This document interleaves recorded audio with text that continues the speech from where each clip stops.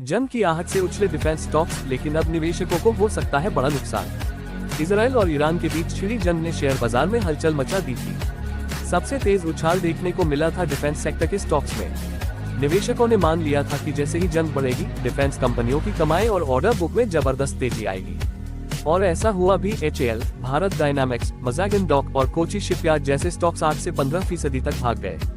लेकिन अब जैसे ही दोनों देशों के बीच सीज़फायर की खबरें सामने आई, वहीं से डिफेंस स्टॉक्स की रफ्तार थम गई। कुछ स्टॉक्स तो लगातार 2 दिनों में 5 से 7% तक गिर चुके हैं। ऐसे में सवाल ये है, क्या डिफेंस स्टॉक्स की तेजी सिर्फ एक जंग का बुलबुला था?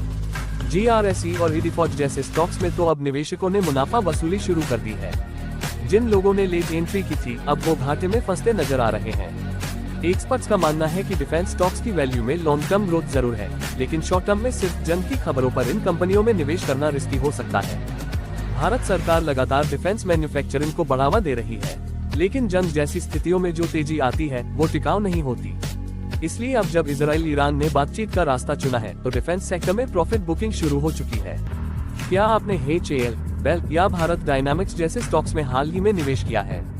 तो आपको अब सतर्क रहना चाहिए। निवेश से पहले ये जरूर सोचिए कि स्टॉक की कीमत उसकी असली वैल्यू पर आधारित है या सिर्फ भावनाओं और जंग की खबरों पर। क्योंकि अगर अब भी हालात बदलते हैं और बाजार गिरता है, तो इन डिफेंस स्टॉक्स में भी तेज गिरावट हो सकती है, ठीक वैसे ही जैसे पहले तेजी आई थी। क्या आपको लगता है कि डिफेंस स्टॉक्स में अभी और तेजी बाकी है, या ये सिर्फ एक शॉर्ट टर्म स्पाइक था? बिजनेस और शेयर बाजार से जुड़ी लेटेस्ट ब्रेकिंग खबरों के लिए चैनल को सब्सक्राइब करें।